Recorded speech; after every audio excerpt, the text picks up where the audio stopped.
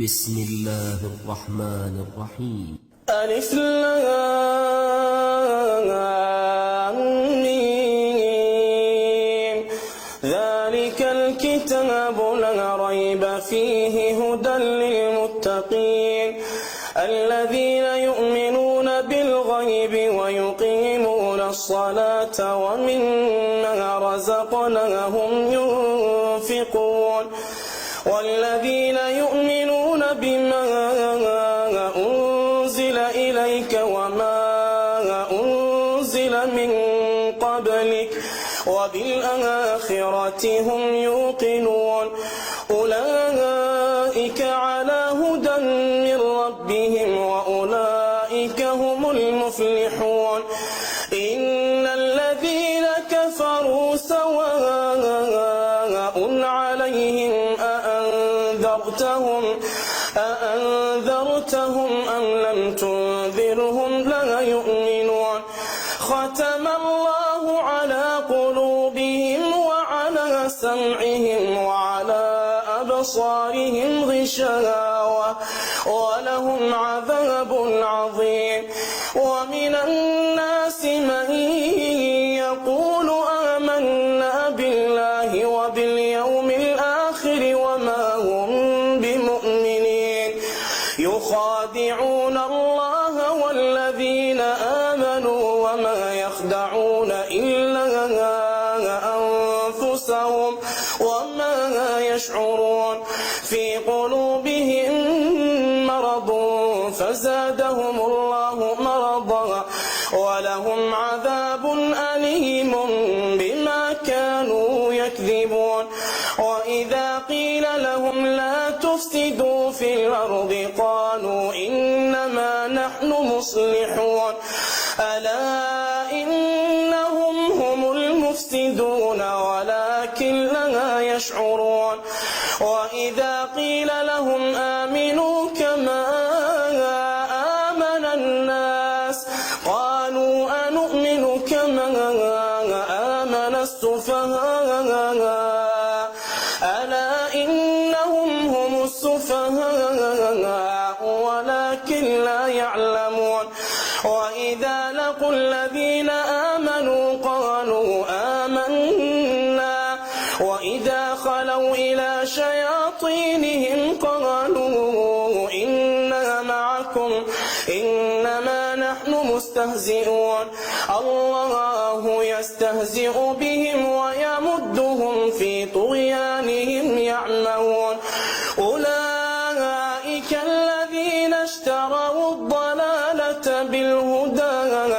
فما ربحت تجارتهم وما كانوا مهتدين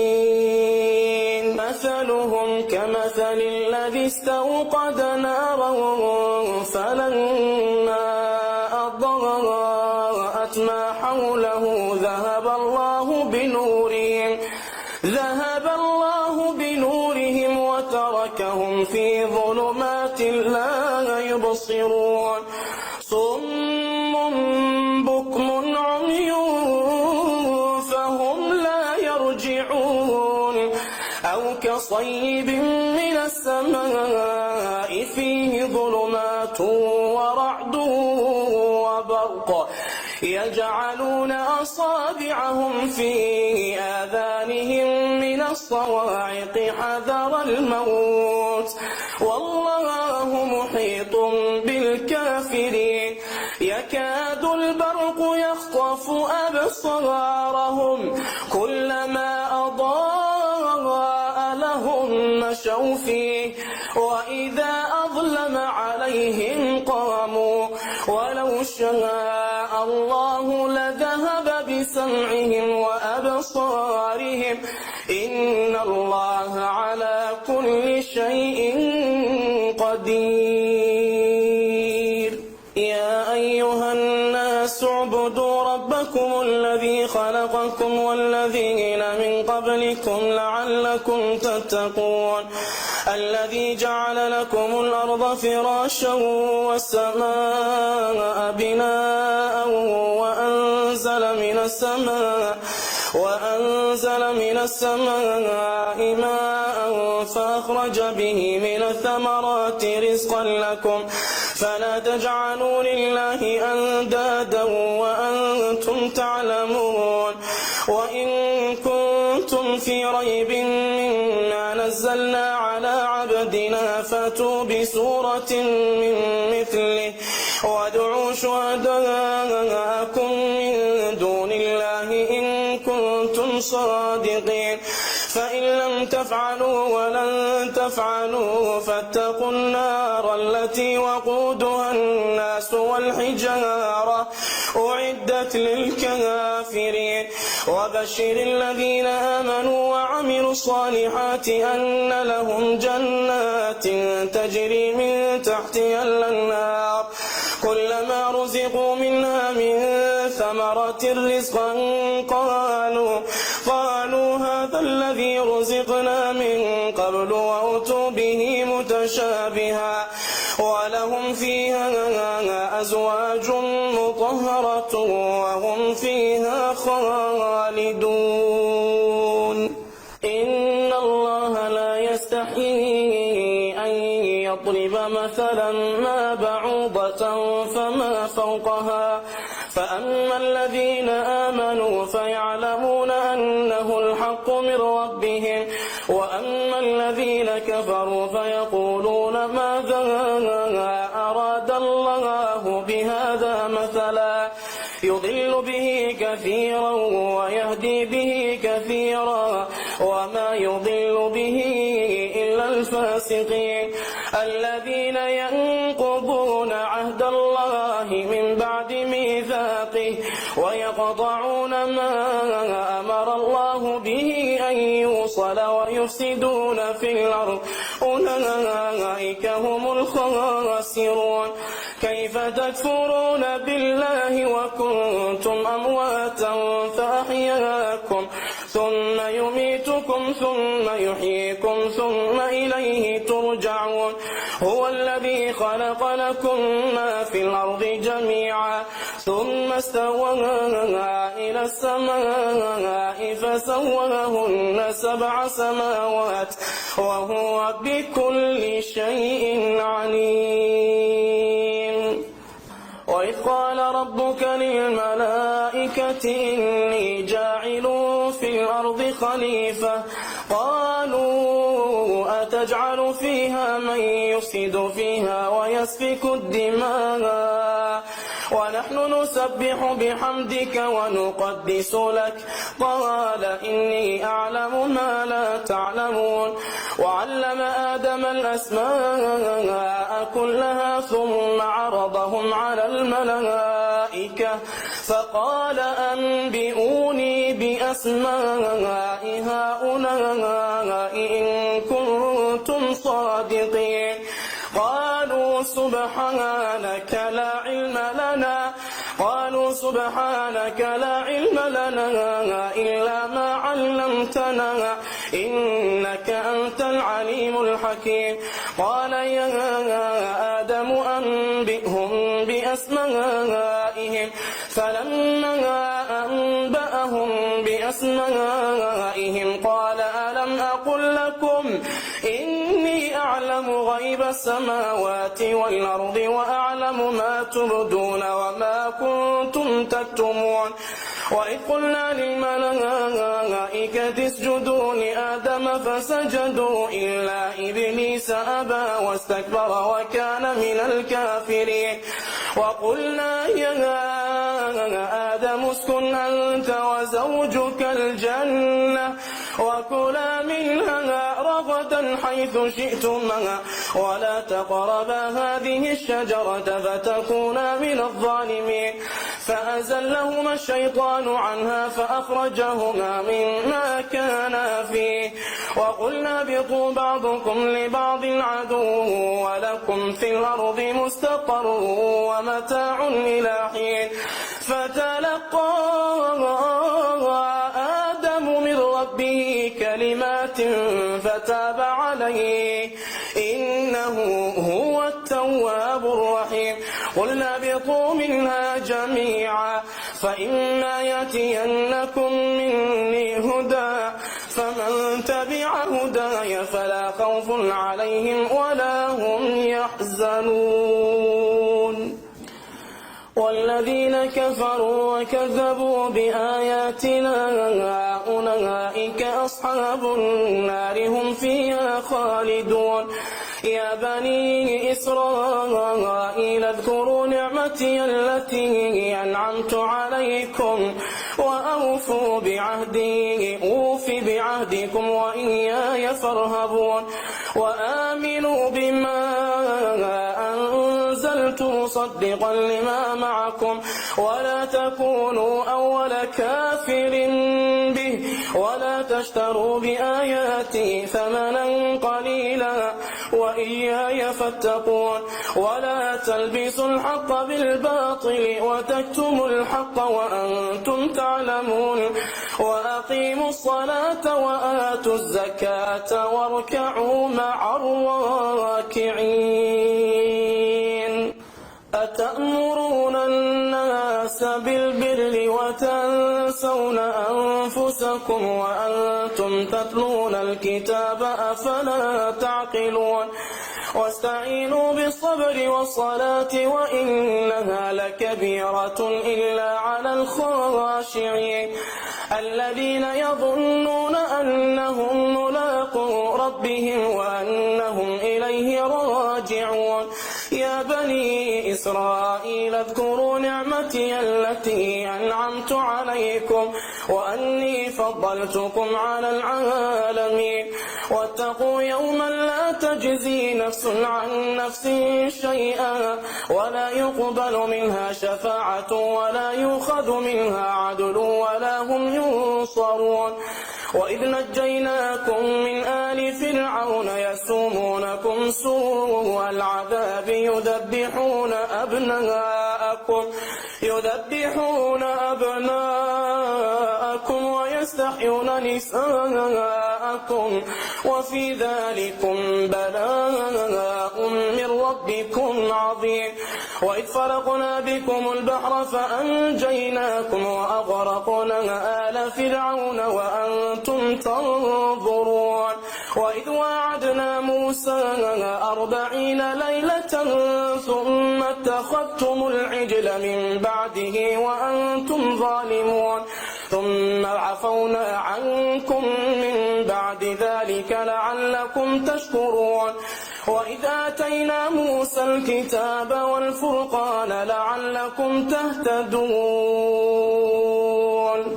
وإذ قال موسى لقومه يا قوم إنكم ظلمتم أنفسكم باتخاذكم العجل فتوبوا إلى بارئكم فاقتلوا أنفسكم ذلكم خير لكم عند بارئكم فتاب عليكم إنه هو التواب الرحيم وإذ قلتم يا موسى لن نؤمن لك حتى نرى الله جهرة فأخذتكم الصاعقة وأنتم تنظرون ثم بعثناكم من بعد موتكم لعلكم تشكرون وظللنا عليكم الغمام وأنزلنا عليكم المن والسلوى كلوا من طيبات ما رزقناكم وما ظلمونا ولكن كانوا أنفسهم يظلمون وإذ قلنا ادخلوا هذه القرية فكلوا منها حيث شئتم رغدا وادخلوا الباب سجدا وقولوا حطة نغفر لكم خطاياكم وسنزيد المحسنين فبدل الذين ظلموا قولا غير الذي قيل لهم فأنزلنا على الذين ظلموا رجزا من السماء بما كانوا يفسقون وإذ استسقى موسى لقومه فقلنا اضرب بعصاك الحجر فانفجرت منه 12 عينا قد علم كل أناس مشربهم كلوا واشربوا من رزق الله ولا تعثوا في الأرض مفسدين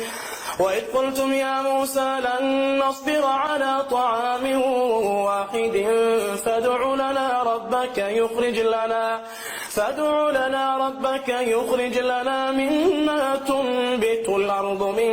بقلها وقثائها وفومها وعدسها وبصلها قال تستبدلون الذي هو أدنى بالذي هو خير اهبطوا مصرا فإن لكم ما سألتم وضربت عليهم الذلة والمسكنة وباءوا بغضب من الله ذلك بأنهم كانوا يكفرون بآيات الله ويقتلون النبيين بغير الحق ذلك بما عصوا وكانوا يعتدون إن الذين آمنوا والذين هادوا والنصارى والصابئين من آمن بالله واليوم الآخر وعمل صالحا فلهم أجرهم عند ربهم ولا خوف عليهم ولا هم يحزنون وإذ أخذنا ميثاقكم ورفعنا فوقكم الطور خذوا ما آتيناكم بقوة واذكروا ما فيه لعلكم تتقون ثم توليتم من بعد ذلك فلولا فضل الله عليكم ورحمته لكنتم من الخاسرين ولقد علمتم الذين اعتدوا منكم في السبت فقلنا لهم كونوا قردة خاسئين فجعلناها نكالا لما بين يديها وما خلفها وموعظة للمتقين وإذ قال موسى لقومه إن الله يأمركم أن تذبحوا بقرة قالوا أتتخذنا هزوا قال أعوذ بالله أن أكون من الجاهلين قالوا ادع لنا ربك يبين لنا ما هي قال إنه يقول إنها بقرة لا فارض ولا بكر عوان بين ذلك فافعلوا ما تؤمرون قالوا ادع لنا ربك يبين لنا ما لونها قال إنه يقول إنها بقرة صفراء فاقع لونها تسر الناظرين قالوا ادع لنا ربك يبين لنا ما هي إن البقرة شابه علينا وإنا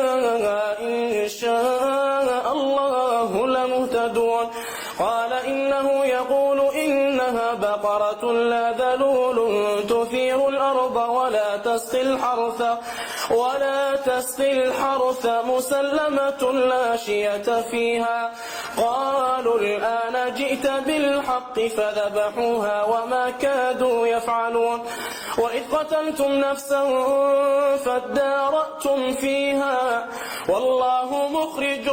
ما كنتم تكتمون فقلنا اضربوه ببعضها كذلك يحيي الله الموتى ويريكم آياته لعلكم تعقلون ثم قست قلوبكم من بعد ذلك فهي كالحجارة أو أشد قسوة وإن من الحجارة لما يتفجر منه الأنهار وإن منها لما يشقق فيخرج منه الماء وإن منها لما يهبط من خشية الله وما الله بغافل عما تعملون أفتطمعون أن يؤمنوا لكم وقد كان فريق منهم يسمعون كلام الله ثم يحرفونه من بعد ما عقلوه وهم يعلمون وإذا لقوا الذين آمنوا قالوا آمنا وإذا خلا بعضهم إلى بعض قالوا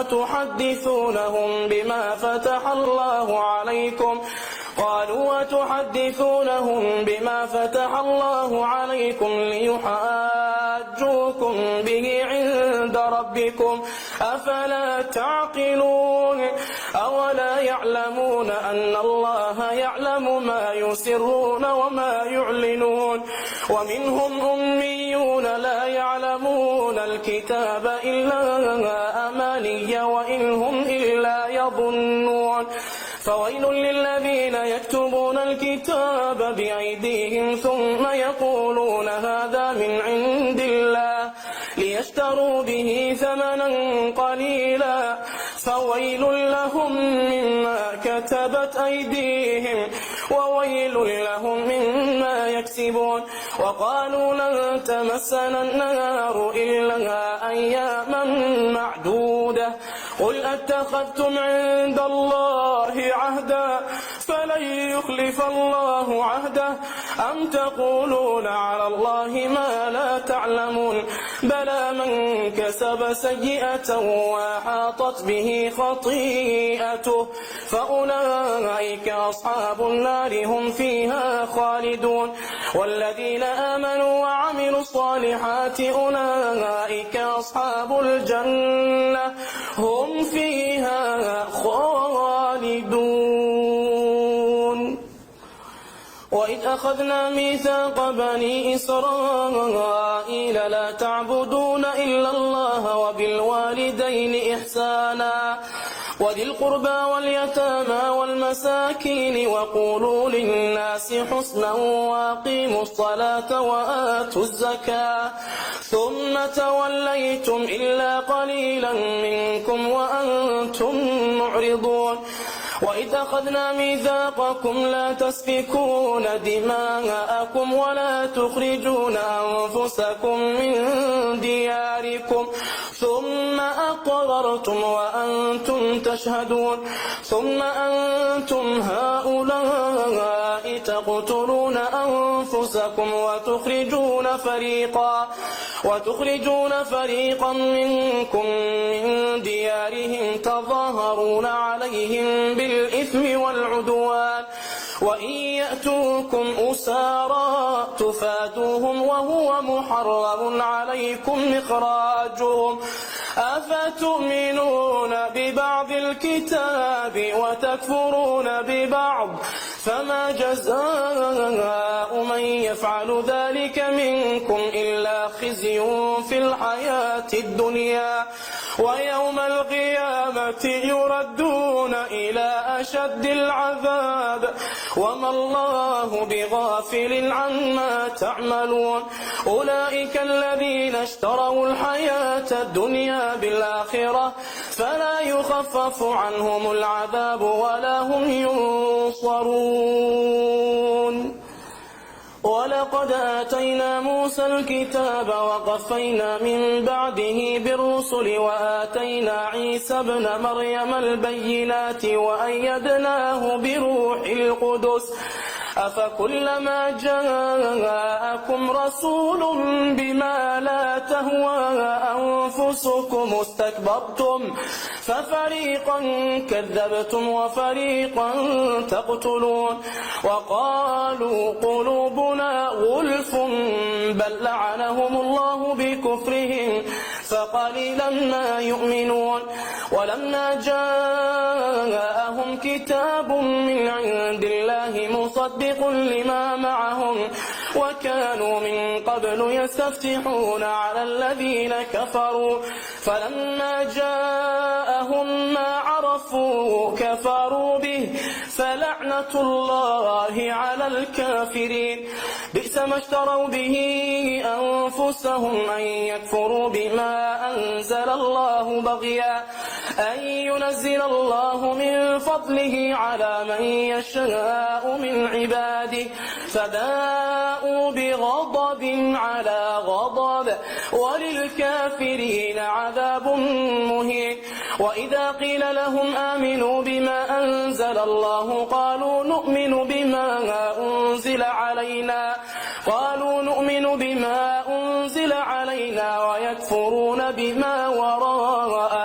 ويكفرون بما وراءه وهو الحق مصدقا لما معهم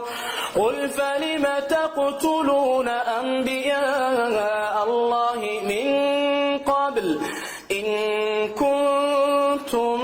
مؤمنين ولقد جاءكم موسى بالبينات ثم اتخذتم العجل من بعده وأنتم ظالمون وإذا أخذنا ميثاقكم ورفعنا فوقكم الطور خذوا ما آتيناكم بقوة واسمعوا قالوا سمعنا وعصينا وأشربوا في قلوبهم العجل بكفرهم قل بئس ما يأمركم به إيمانكم إن كنتم مؤمنين قل إن كانت لكم الدار الآخرة عند الله خالصة من دون الناس فتمنوا الموت إن كنتم صادقين ولن يتمنوه أبدا بما قدمت أيديهم والله عليم بالظالمين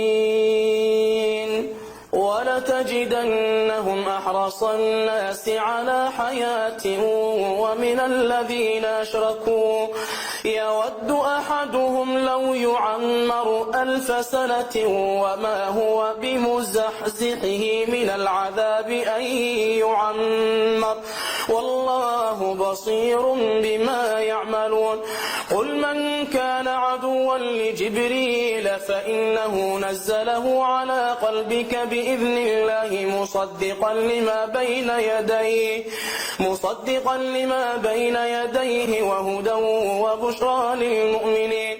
من كان عدوا لله وملائكته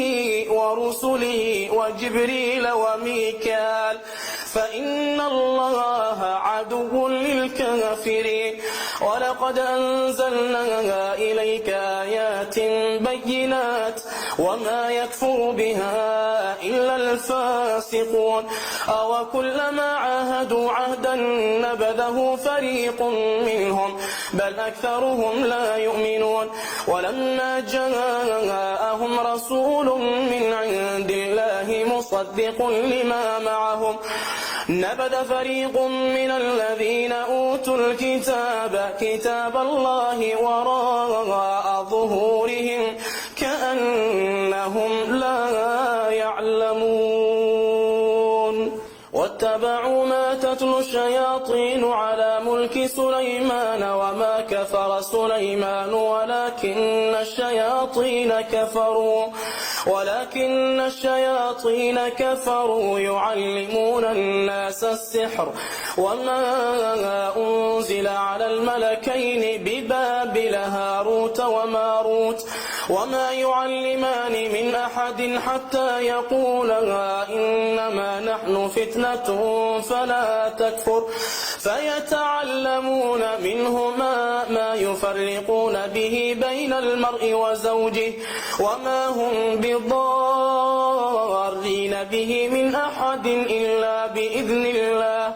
ويتعلمون ما يضرهم ولا ينفعهم ولقد علموا لمن اشتراه ما له في الآخرة من خلاق ولبئس ما شروا به أنفسهم لو كانوا يعلمون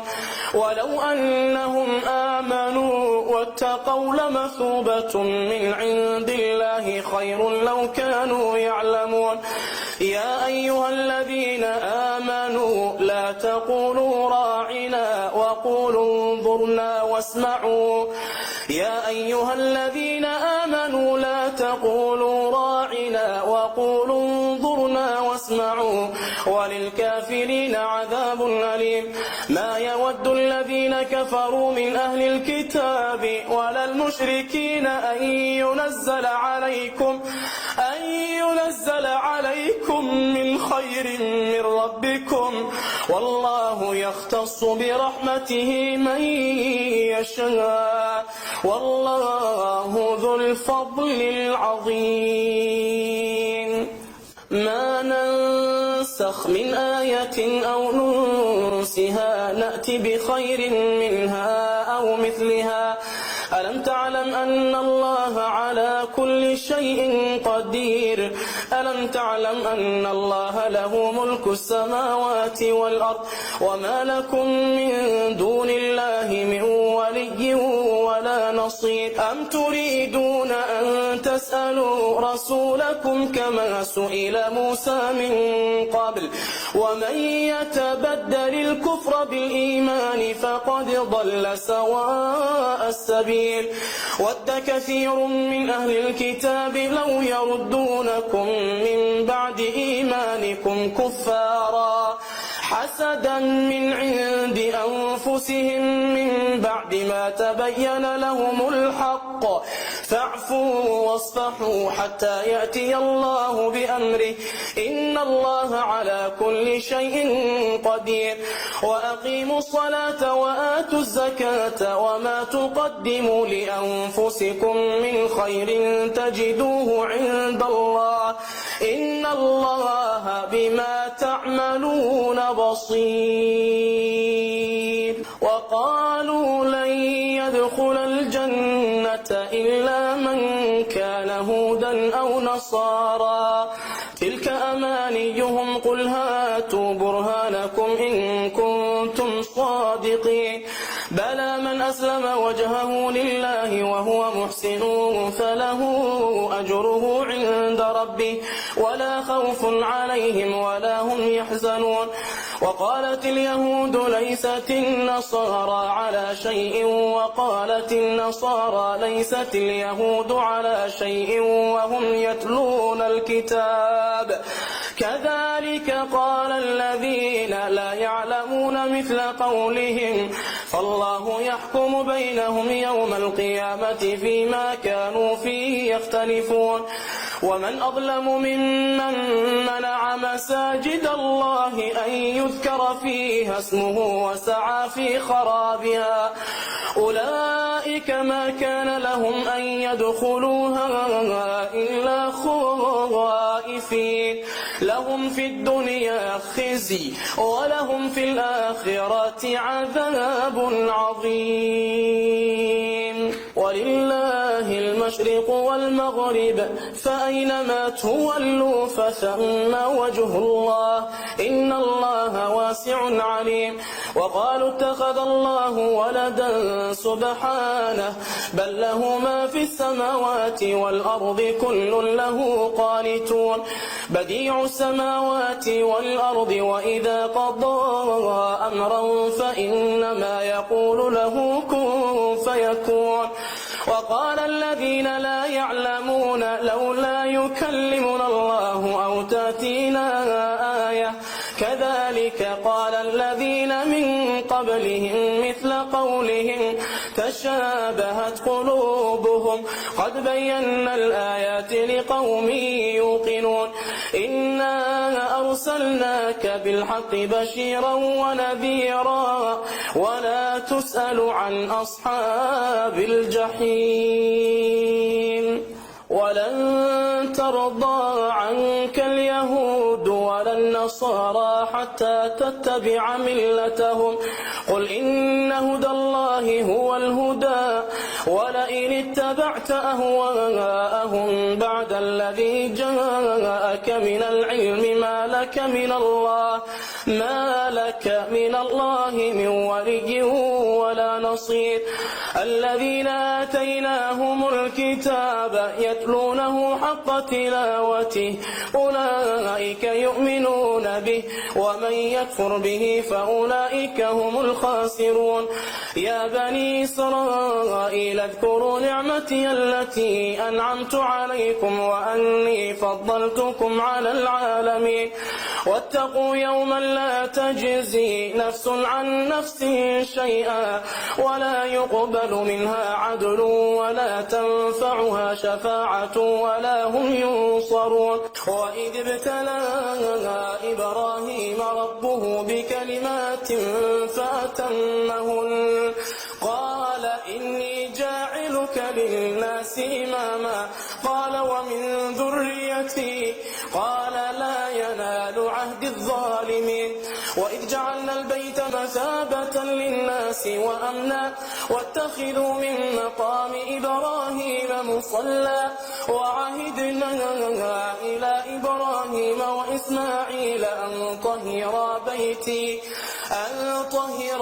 بيتي للطائفين والعاكفين والركع السجود وإذ قال إبراهيم رب اجعل هذا بلدا آمنا وارزق أهله من الثمرات من آمن منهم بالله واليوم الآخر قال ومن كفر فأمتعه قليلا ثم أضطره إلى عذاب النار وبئس المصير وإذ يرفع إبراهيم القواعد من البيت وإسماعيل ربنا تقبل منا إنك أنت السميع العليم ربنا وجعلنا مسلمين لك ومن ذريتنا أمة مسلمة لك وأرنا مناسكنا وتب علينا إنك أنت التواب الرحيم ربنا وابعث فيهم رسولا منهم يتلو عليهم آياتك ويعلمهم الكتاب والحكمة ويزكيهم إنك أنت العزيز الحكيم ومن يرغب عن ملة إبراهيم إلا من سفه نفسه ولقد اصطفيناه في الدنيا وإنه في الآخرة لمن الصالحين إذ قال له ربه أسلم قال أسلمت لرب العالمين ووصى بها إبراهيم بنيه ويعقوب يا بني إن الله اصطفى لكم الدين فلا تموتن إلا وأنتم مسلمون أم كنتم شهداء إذ حضر يعقوب الموت إذ قال لبنيه ما تعبدون من بعدي قالوا نعبد إلهك وإله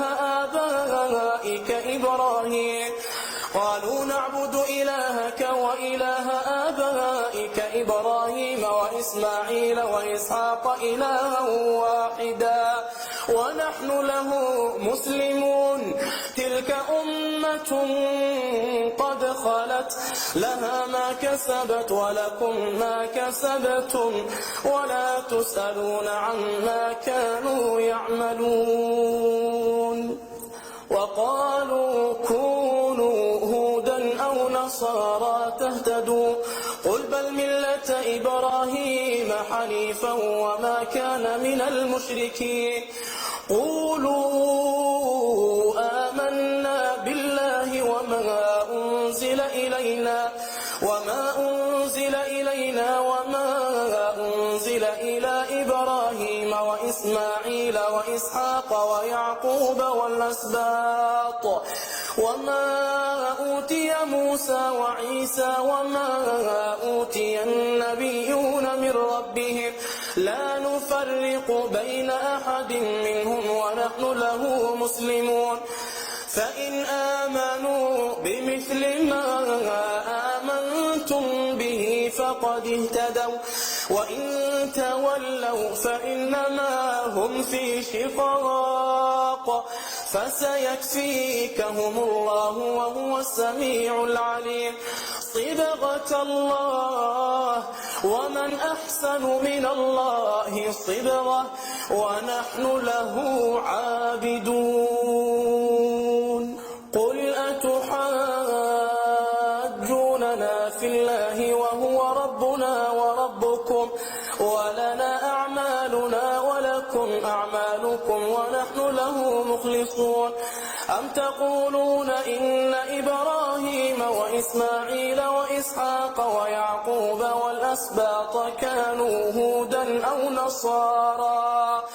قل أأنتم أعلم أم الله ومن أظلم ممن كتم شهادة عنده من الله وما الله بغافل عما تعملون تلك أمة قد خلت لها ما كسبت ولكم ما كسبتم ولا تسألون عما كانوا يعملون سيقول السفهاء من الناس ما ولاهم عن قبلتهم التي كانوا عليها قل لله المشرق والمغرب يهدي من يشاء إلى صراط مستقيم وكذلك جعلناكم أمة وسطا لتكونوا شهداء على الناس ويكون الرسول عليكم شهيدا وما جعلنا القبلة التي كنت عليها إلا لنعلم من يتبع الرسول ممن ينقلب على عقبيه وإن كانت لكبيرة إلا على الذين هدى الله وما كان الله ليضيع إيمانكم إن الله بالناس لرؤوف رحيم قد نرى تقلب وجهك في السماء فلنولينك قبلة ترضاها فول وجهك شطر المسجد الحرام وحيث ما كنتم فولوا وجوهكم شطره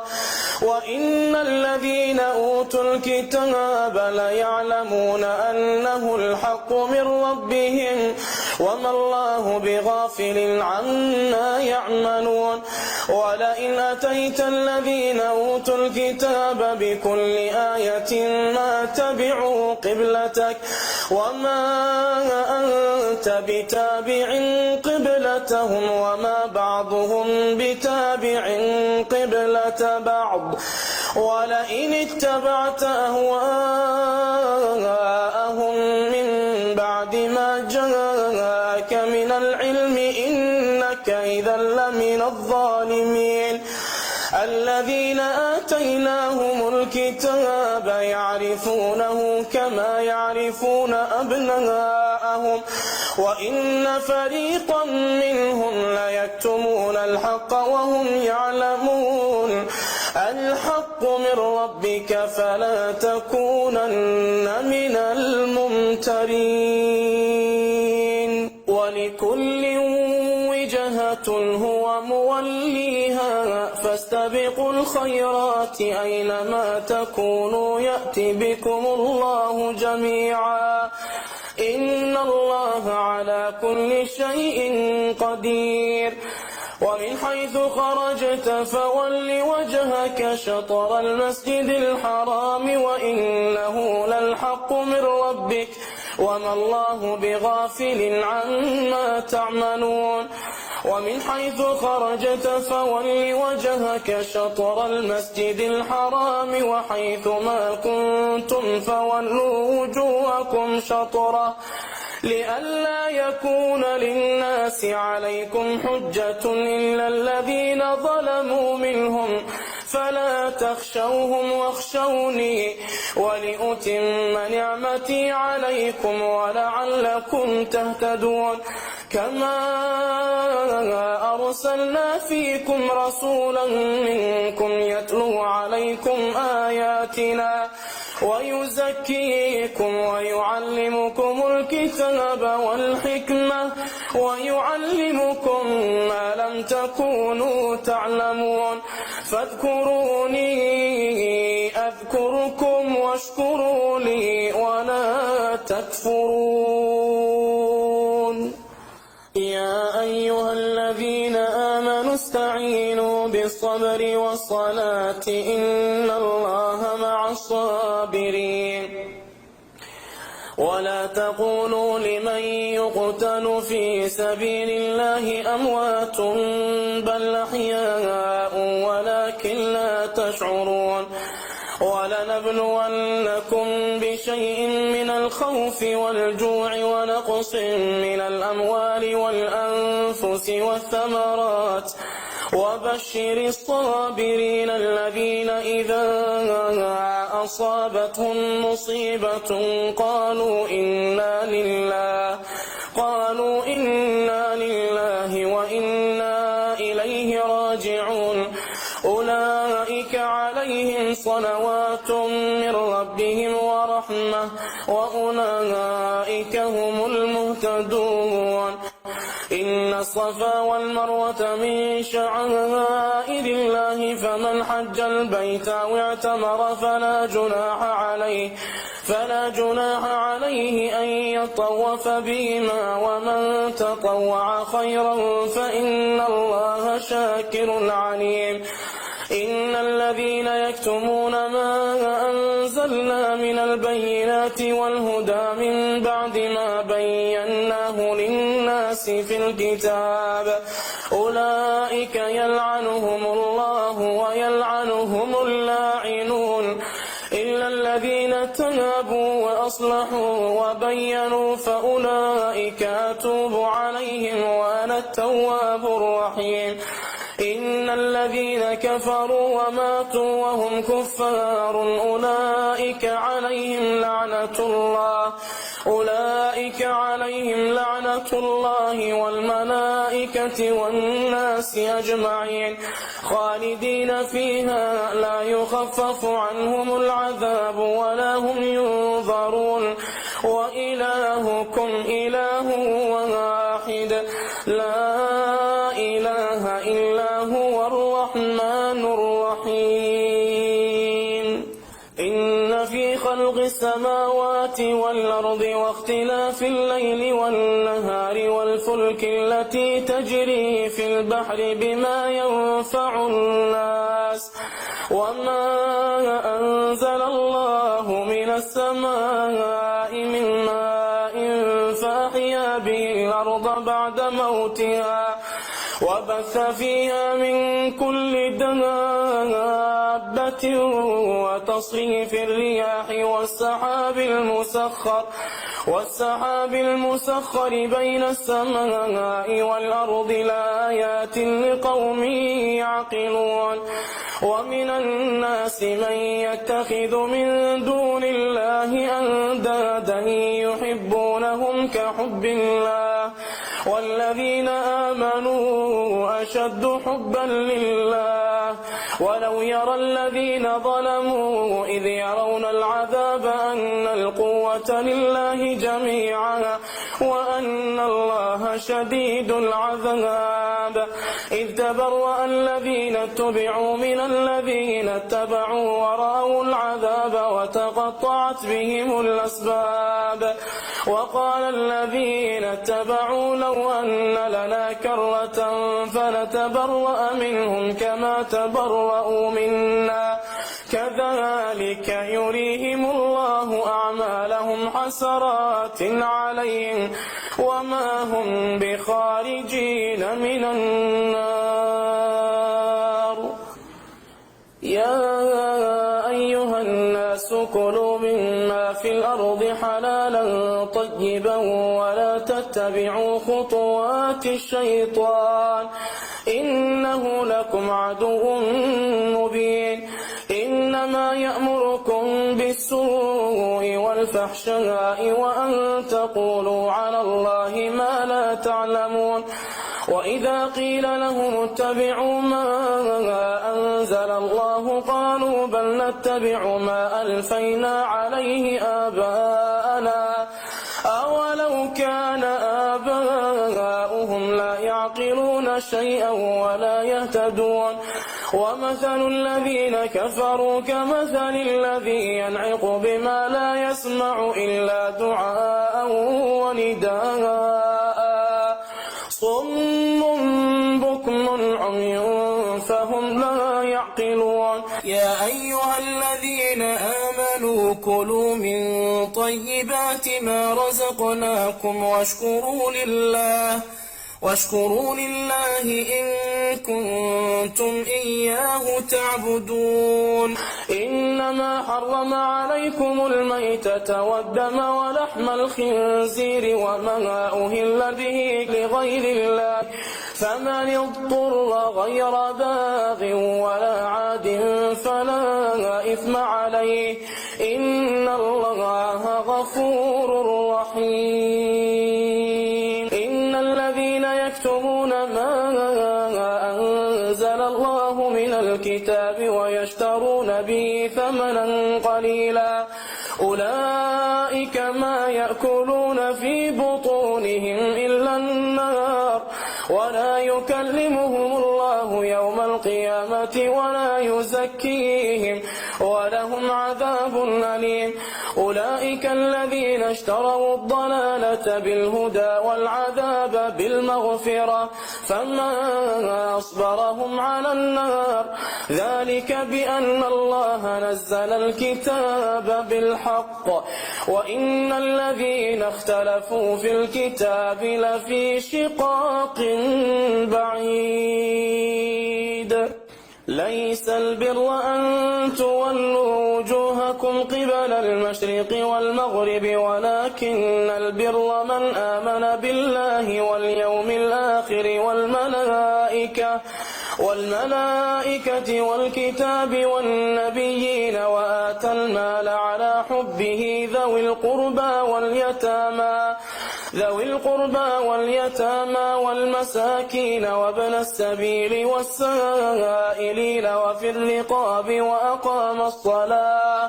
وأقام الصلاة وآتى الزكاة والموفون بعهدهم إذا عاهدوا والصابرين في البأساء والضراء وحين البأس، أولئك الذين صدقوا وأولئك هم المتقون.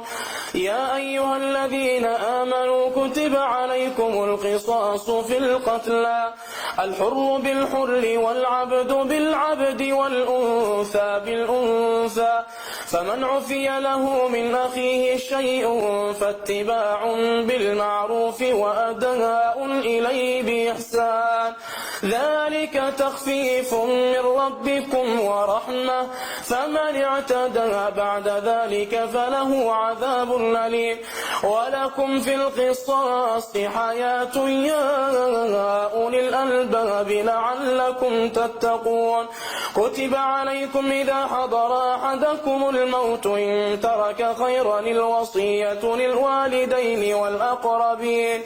للوالدين والأقربين بالمعروف حقا على المتقين، فمن بدله بعدما سمعه فإنما إثمه على الذين يبدلونه،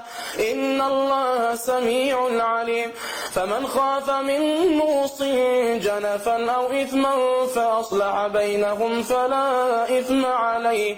إن الله غفور رحيم. يا أيها الذين آمنوا كتب عليكم الصيام كما كتب على الذين من قبلكم لعلكم تتقون، أياما معدودات، فمن كان منكم مريضا أو على سفر فعدة من أيام أخر، وعلى الذين يطيقونه فدية طعام مسكين، فمن تطوع خيرا فهو خير له، وأن تصوموا خير لكم إن كنتم تعلمون. شهر رمضان الذي أنزل فيه القرآن هدى للناس وبينات من الهدى والفرقان، فمن شهد منكم الشهر فليصم، ومن كان مريضا أو على سفر فعدة من أيام أخر، يريد الله بكم اليسر ولا يريد بكم العسر، ولتكملوا العدة ولتكبروا الله على ولعلكم تشكرون. وإذا سألك عبادي عني فإني قريب أجيب دعوة الداعي إذا دعان فليستجيبوا لي وليؤمنوا بي لعلهم يرشدون. أحل لكم ليلة الصيام الرفث إلى نسائكم هن لباس لكم وأنتم لباس لهن علم الله أنكم كنتم تختانون أنفسكم فتاب عليكم وعفى عنكم فالآن باشروهن وابتغوا ما كتب الله لكم وكلوا واشربوا حتى يتبين لكم الخيط الأبيض من الخيط الأسود من الفجر ثم أتموا الصيام إلى الليل ولا تباشروهن وأنتم عاكفون في المساجد تلك حدود الله فلا تقربوها كذلك يبين الله آياته للناس لعلهم يتقون. ولا تأكلوا أموالكم بينكم بالباطل وتدلوا بها إلى الحكام لتأكلوا فريقا من أموال الناس بالإثم وأنتم تعلمون. يسألونك عن الأهلة قل هي مواقيت للناس والحج وليس البر بأن تأتوا البيوت من ظهورها ولكن البر من اتقى وأتوا البيوت من أبوابها واتقوا الله لعلكم تفلحون. وقاتلوا في سبيل الله الذين يقاتلونكم ولا تعتدوا إن الله لا يحب المعتدين. واقتلوهم حيث ثقفتموهم وأخرجوهم من حيث أخرجوكم والفتنة أشد من القتل ولا تقاتلوهم عند المسجد الحرام حتى يقاتلوكم فيه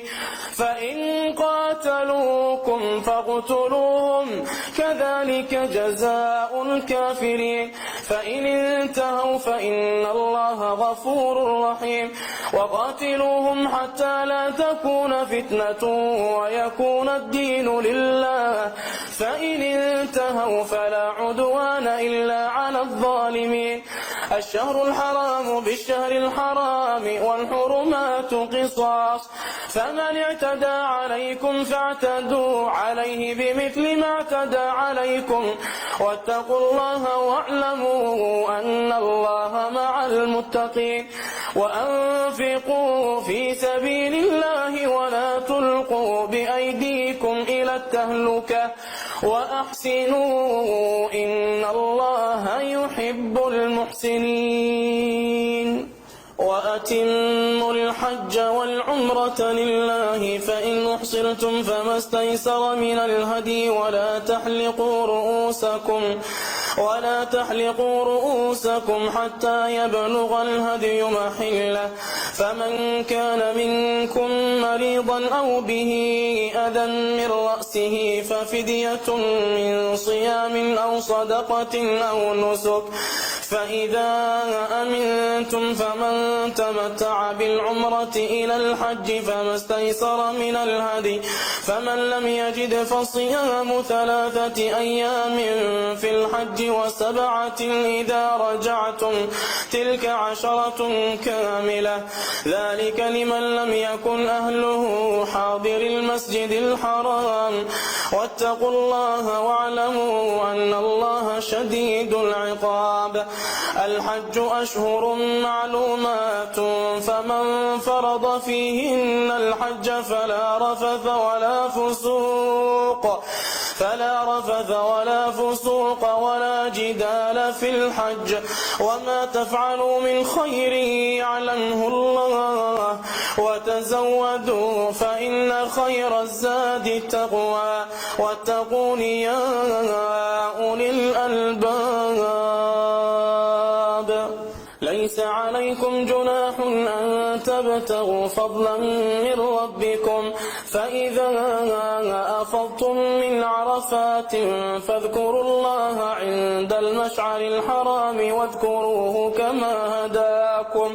وإن كنتم من قبله لمن الضالين ثم أفيضوا من حيث أفاض الناس واستغفروا الله إن الله غفور رحيم فإذا قضيتم مناسككم فاذكروا الله كذكركم آباءكم أو أشد ذكرا فمن الناس من يقول ربنا آتنا في الدنيا وما له في الآخرة من خلاق ومنهم من يقول ربنا آتنا في الدنيا حسنة وفي الآخرة حسنة وقنا عذاب النار أولئك لهم نصيب مما كسبوا والله سريع الحساب واذكروا الله في أيام معدودات فمن تعجل في يومين فلا إثم عليه ومن تأخر فلا إثم عليه لمن اتقى واتقوا الله واعلموا أنكم إليه تحشرون ومن الناس من يعجبك قوله في الحياة الدنيا ويشهد الله على ما في قلبه وهو ألد الخصام وإذا تولى سعى في الأرض ليفسد فيها ويهلك الحرث والنسل والله لا يحب الفساد وإذا قيل له اتق الله أخذته العزة بالإثم فحسبه جهنم ولبئس المهاد ومن الناس من يشري نفسه ابتغاء مرضات الله والله رؤوف بالعباد يا أيها الذين آمنوا ادخلوا في السلم كافة ولا تتبعوا خطوات الشيطان إنه لكم عدو مبين فإن زللتم من بعد ما جاءتكم البينات فاعلموا أن الله عزيز حكيم هل ينظرون إلا أن يأتيهم الله في ظلل من الغمام والملائكة وقضي الأمر وإلى الله ترجع الأمور سل بني إسرائيل كم آتيناهم من آية بينة ومن يبدل نعمة الله من بعد ما جاءته فإن الله شديد العقاب زين للذين كفروا الحياة الدنيا ويسخرون من الذين آمنوا والذين اتقوا فوقهم يوم القيامة والله يرزق من يشاء بغير حساب كان الناس أمة واحدة فبعث الله النبيين مبشرين ومنذرين وأنزل معهم الكتاب بالحق ليحكم بين الناس فيما اختلفوا فيه وما اختلف فيه إلا الذين أوتوه من بعد ما جاءتهم البينات بغيا بينهم فهدى الله الذين آمنوا لما اختلفوا فيه من الحق بإذنه والله يهدي من يشاء إلى صراط مستقيم أم حسبتم أن تدخلوا الجنة ولما يأتكم مثل الذين خلوا من قبلكم مستهم البأساء والضراء وزلزلوا حتى يقول الرسول والذين آمنوا معه متى نصر الله ألا إن نصر الله قريب يسألونك ماذا ينفقون قل ما أنفقتم من خير فللوالدين والأقربين واليتامى والمساكين وابن السبيل وما تفعلوا من خير فإن الله به عليم كتب عليكم القتال وهو كره لكم وعسى أن تكرهوا شيئا وهو خير لكم وعسى أن تحبوا شيئا وهو شر لكم والله يعلم وأنتم لا تعلمون يسألونك عن الشهر الحرام قتال فيه قل قتال فيه كبير وصد عن سبيل الله وكفر به والمسجد الحرام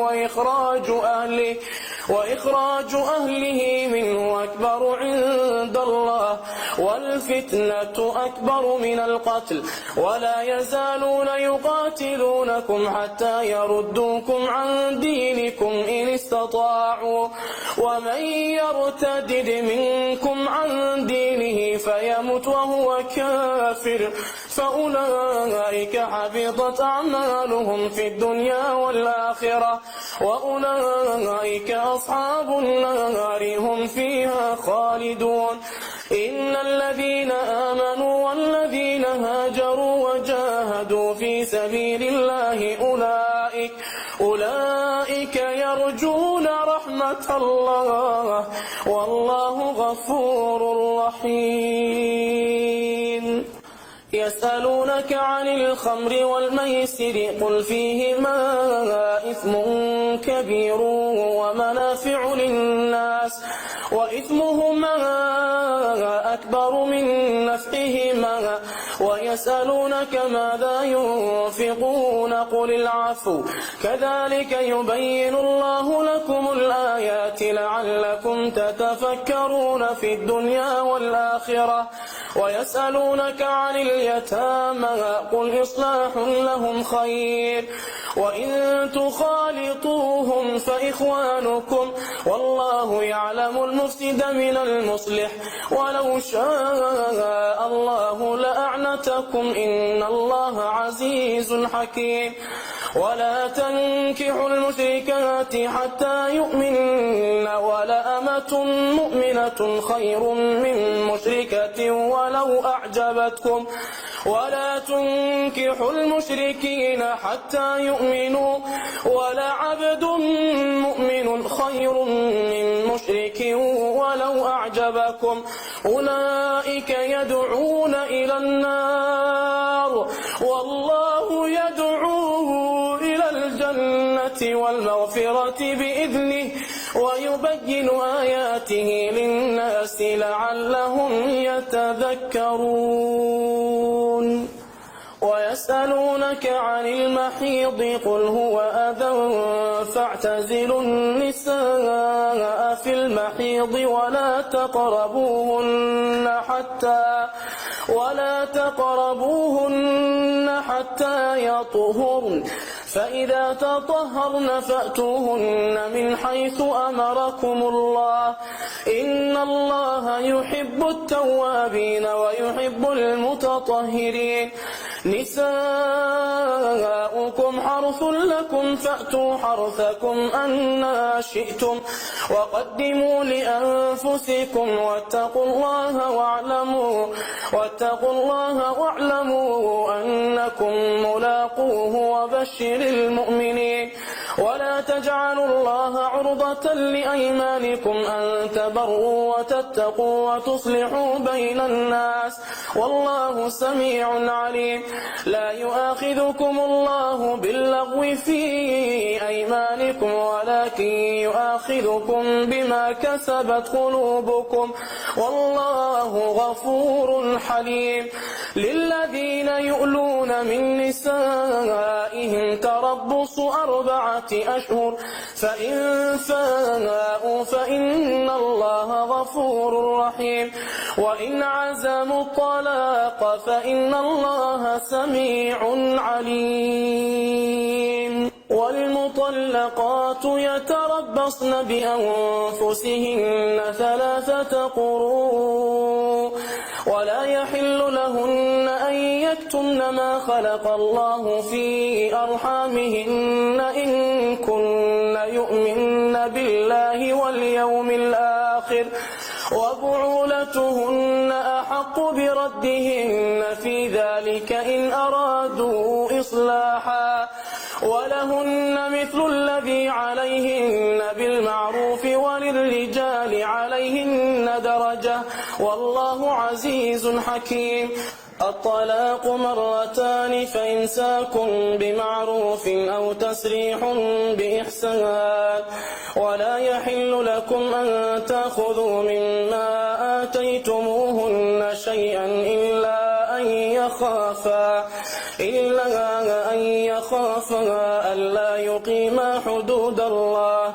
فإن خفتم ألا يقيما حدود الله فلا جناح عليهما فيما افتدت به تلك حدود الله فلا تعتدوها ومن يتعد حدود الله فأولئك هم الظالمون. فإن طلقها فلا تحل له من بعد حتى تنكح زوجا غيره فإن طلقها فلا جناح عليهما أن يتراجعا إن ظنا أن يقيما حدود الله وتلك حدود الله يبينها لقوم يعلمون. وإذا طلقتم النساء فبلغن أجلهن فأمسكوهن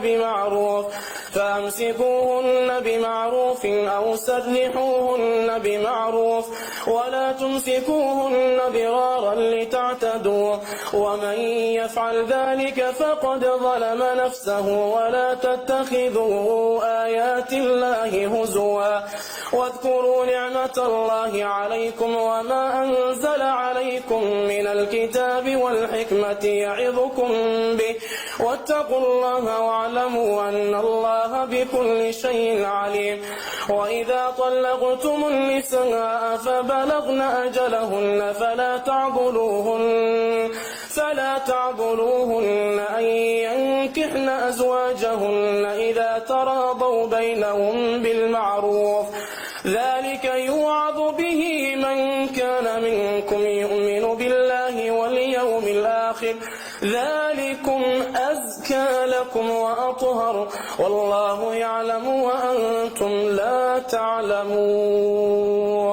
والوالدات يرضعن أولادهن حولين كاملين لمن أراد أن يتم الرضاعة وعلى المولود له رزقهن وكسوتهن بالمعروف لا تكلف نفس إلا وسعها لا تضار والدة بولدها ولا مولود له بولده وعلى الوارث مثل ذلك فإن أرادا فصالا عن تراض منهما وتشاور فلا جناح عليهما وإن أردتم أن تسترضعوا أولادكم فلا جناح عليكم إذا سلمتم ما آتيتم بالمعروف واتقوا الله واعلموا أن الله بما تعملون بصير. والذين يتوفون منكم ويذرون أزواجا يتربصن بأنفسهن 4 أشهر وعشرا والذين يتوفون منكم ويذرون أزواجا يتربصن بأنفسهن 4 أشهر وعشرا فإذا بلغن أجلهن فلا جناح عليكم فيما فعلن في أنفسهن بالمعروف والله بما تعملون خبير. ولا جناح عليكم فيما عرضتم به من خطبة النساء أو أكننتم في أنفسكم علم الله أنكم ستذكرونهن ولكن لا تواعدوهن سرا إلا أن تقولوا قولا معروفا ولا تعزموا عقدة النكاح حتى يبلغ الكتاب أجله واعلموا أن الله يعلم ما في أنفسكم فاحذروه واعلموا أن الله غفور حليم.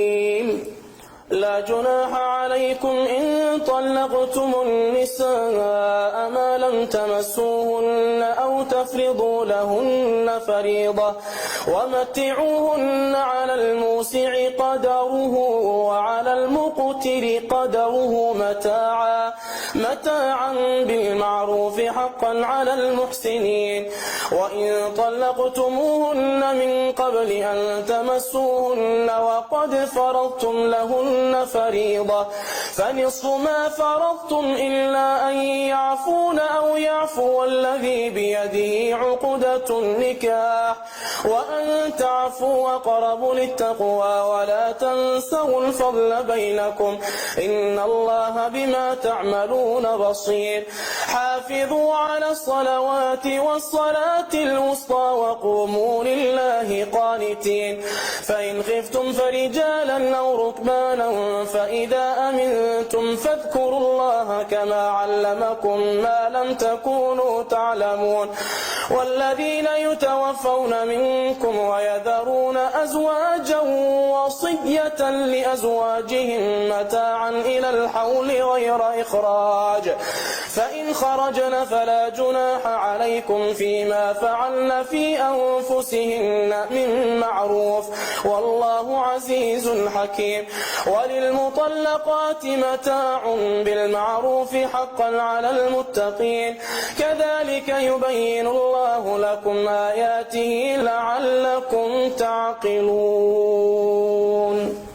ألم تر إلى الذين خرجوا من ديارهم وهم ألوف حذر الموت فقال لهم الله موتوا ثم أحياهم إن الله لذو فضل على الناس ولكن أكثر الناس لا يشكرون. وقاتلوا في سبيل الله واعلموا أن الله سميع عليم. من ذا الذي يقرض الله قرضا حسنا فيضاعفه له أضعافا كثيرة والله يقبض ويبسط وإليه ترجعون.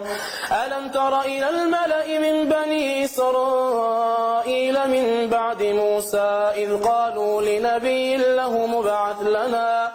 ابعث لنا ملكا نقاتل في سبيل الله قال هل عسيتم إن كتب عليكم القتال ألا تقاتلوا قالوا وما لنا ألا نقاتل في سبيل الله وقد أخرجنا من ديارنا وأبنائنا فلما كتب عليهم القتال تولوا إلا قليلا منهم والله عليم بالظالمين.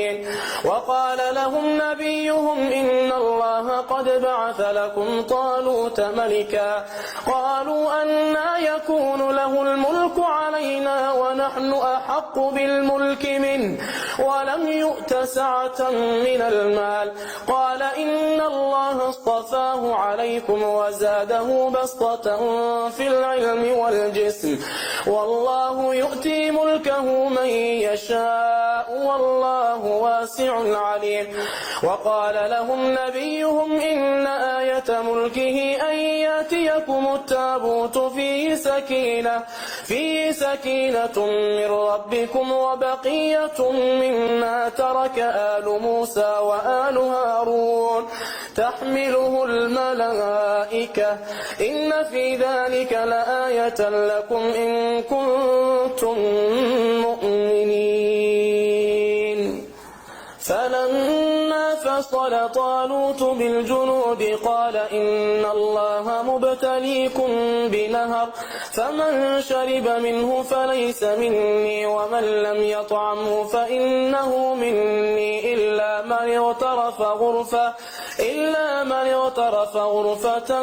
بيده فشربوا منه إلا قليلا منهم فلما جاوزه هو والذين آمنوا معه قالوا لا طاقة لنا اليوم بجالوت وجنوده قال الذين يظنون أنهم ملاقو الله كم من فئة قليلة غلبت فئة كثيرة بإذن الله والله مع الصابرين ولما برزوا لجالوت وجنوده قالوا ربنا أفرغ علينا صبرا وثبت أقدامنا وانصرنا على القوم الكافرين فهزموهم بإذن الله وقتل داود جالوت وآتاه الله الملك والحكمة وعلمه مما يشاء ولولا دفع الله الناس بعضهم ببعض لفسدت الأرض ولكن الله ذو فضل على العالمين تلك آيات الله نتلوها عليك بالحق وإنك لمن المرسلين تلك الرسل فضلنا بعضهم على بعض منهم من كلم الله ورفع بعضهم درجات وآتينا عيسى ابن مريم البينات وأيدناه بروح القدس ولو شاء الله ما اقتتل الذين من بعدهم من بعد ما جاءتهم البينات ولكن اختلفوا فمنهم من آمن ومنهم من كفر ولو شاء الله ما اقتتلوا ولكن الله يفعل ما يريد يا أيها الذين آمنوا أنفقوا مما رزقناكم من قبل أن يأتي يوم لا بيع فيه ولا خلة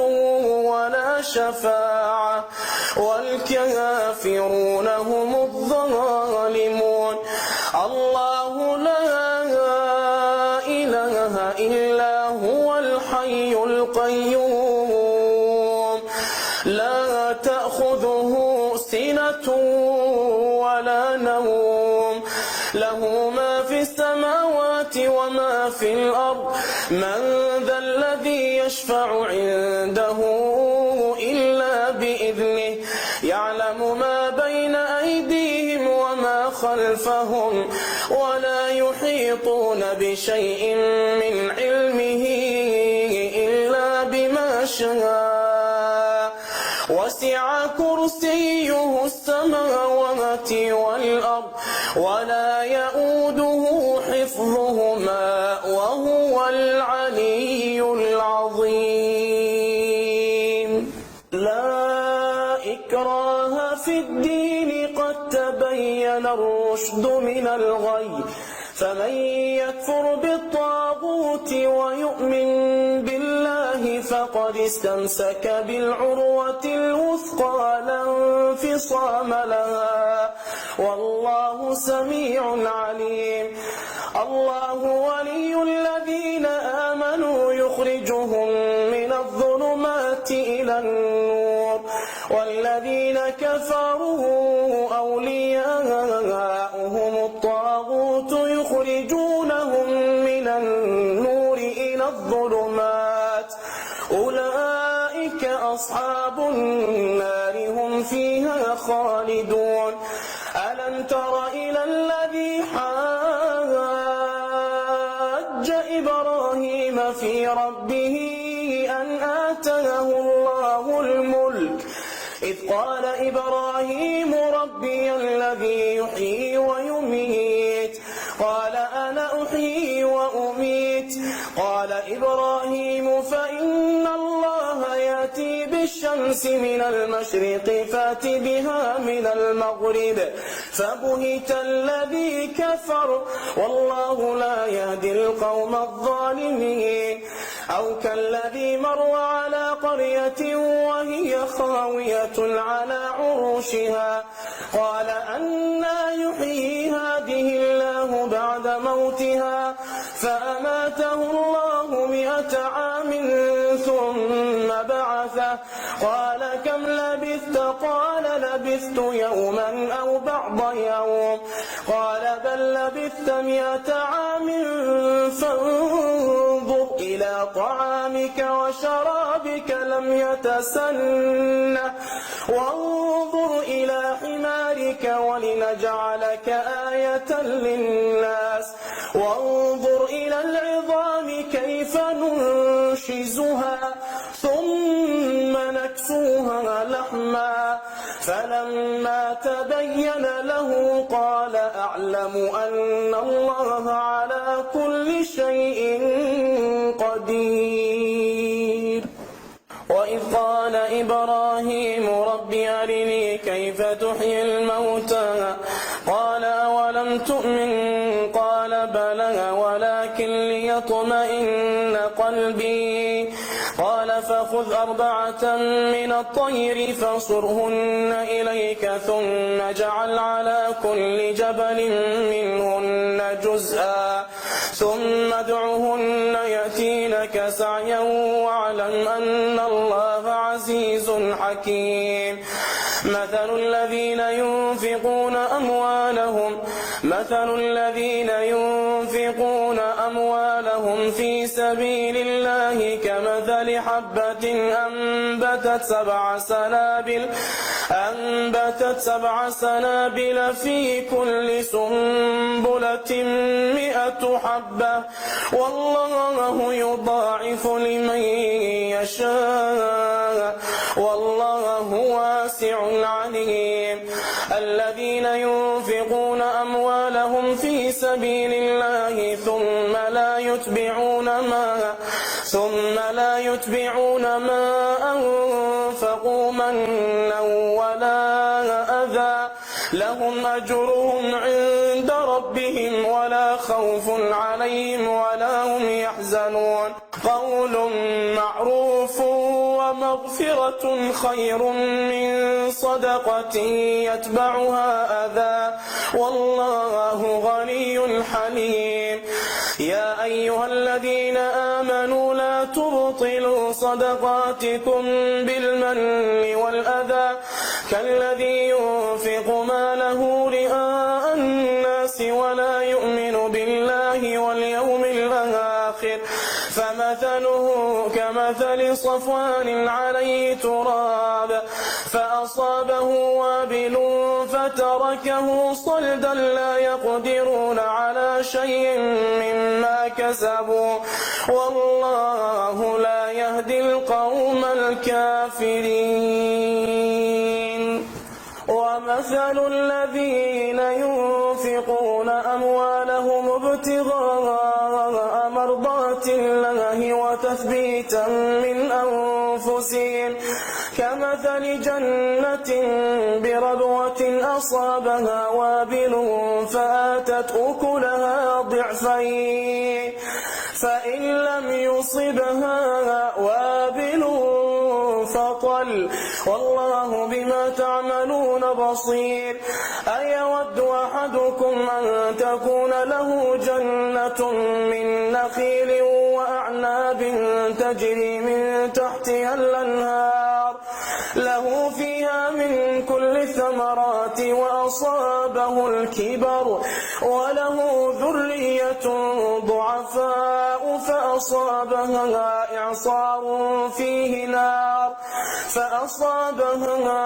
إعصار فيه نار فاحترقت كذلك يبين الله لكم الآيات لعلكم تتفكرون يا أيها الذين آمنوا أنفقوا من طيبات ما كسبتم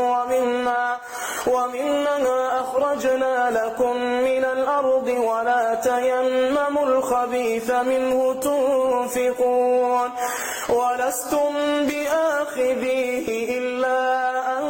تغمضوا فيه واعلموا أن الله غني حميد. الشيطان يعدكم الفقر ويأمركم بالفحشاء والله يعدكم مغفرة منه وفضلا والله واسع عليم. يؤتي الحكمة من يشاء ومن يؤت الحكمة فقد أوتي خيرا كثيرا وما يذكر إلا أولو الألباب. وما أنفقتم من نفقة أو نذرتم من نذر فإن الله يعلمه وما للظالمين من أنصار.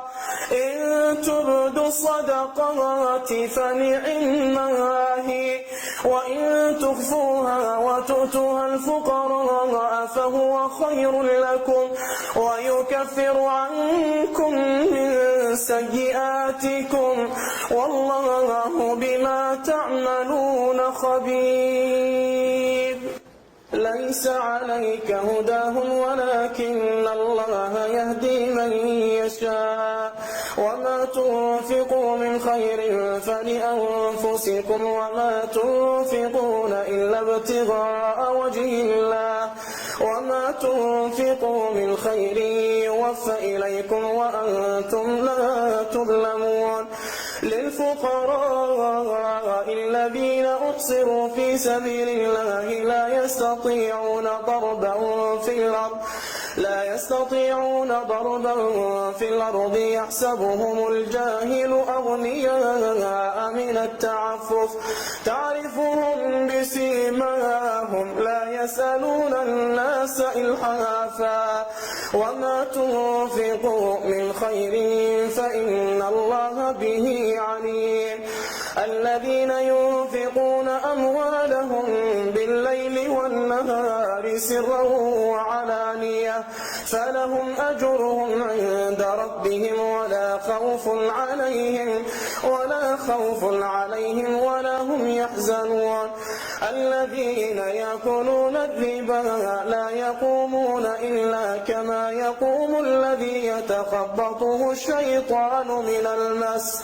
ذلك بأنهم قالوا إنما البيع مثل الربا وأحل الله البيع وحرم الربا فمن جاءه موعظة من ربه فانتهى فله ما سلف وأمره إلى الله ومن عاد فأولئك أصحاب النار هم فيها خالدون. يمحق الله الربا ويربي الصدقات والله لا يحب كل كفار أثيم. إن الذين آمنوا وعملوا الصالحات وأقاموا الصلاة وآتوا الزكاة لهم أجرهم عند ربهم ولا خوف عليهم ولا هم يحزنون. يا أيها الذين آمنوا اتقوا الله وذروا ما بقي من الربا إن كنتم مؤمنين فإن لم تفعلوا فأذنوا بحرب من الله ورسوله وإن تبتم فلكم رؤوس أموالكم لا تظلمون ولا تظلمون. وإن كان ذو عسرة فنظرة إلى ميسرة وأن تصدقوا خير لكم إن كنتم تعلمون. واتقوا يوما ترجعون فيه إلى الله ثم توفى كل نفس ما كسبت وهم لا يظلمون. يا أيها الذين آمنوا إذا تداينتم بدين إلى أجل مسمى فاكتبوه وليكتب بينكم كاتب بالعدل ولا يأب كاتب أن يكتب كما علمه الله فليكتب وليملل الذي عليه الحق وليتق الله ربه ولا يبخس منه شيئا فإن كان الذي عليه الحق سفيها أو ضعيفا أو لا يستطيع أن يمله فليملل وليه بالعدل واستشهدوا شهيدين من رجالكم فإن لم يكونا رجلين فرجل وامرأتان ممن ترضون من الشهداء أن تضل إحداهما فتذكر إحداهما الأخرى ولا يأبى الشهداء إذا ما دعوا ولا تسأموا أن تكتبوه صغيرا أو كبيرا إلى أجله ذلكم أقسط عند الله وأقوم للشهادة وأدنى ألا ترتابوا إلا أن تكون تجارة حاضرة تديرونها بينكم فليس عليكم جناح ألا تكتبوها وأشهدوا إذا تبايعتم ولا يضار كاتب ولا شهيد وإن تفعلوا فإنه فسوق بكم واتقوا الله ويعلمكم الله والله بكل شيء عليم وإن كنتم على سفر ولم تجدوا كاتبا فرهان مقبوضة فإن أمن بعضكم بعضا فليؤدي الذي ائتمن أمانته وليتق الله ربه ولا تكتموا الشهادة ومن يكتمها فإنه آثم قلبه والله بما تعملون عليم لله ما في السماوات وما في الأرض وإن تبدوا ما في أنفسكم أو تخفوه يحاسبكم به الله فيغفر لمن يشاء ويعذب من يشاء والله على كل شيء قدير آمن الرسول بما أنزل إليه من ربه والمؤمنون كل آمن بالله وملائكته وكتبه ورسله لا نفرق بين أحد من رسله وقالوا سمعنا وأطعنا غفرانك ربنا وإليك المصير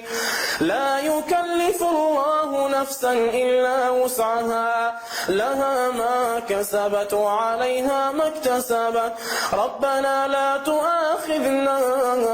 إن نسينا أو أخطأنا ربنا ولا تحمل علينا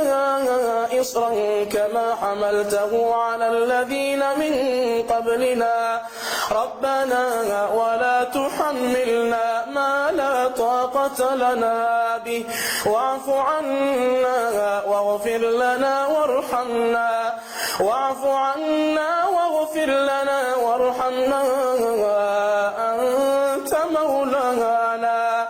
أنت مولانا فانصرنا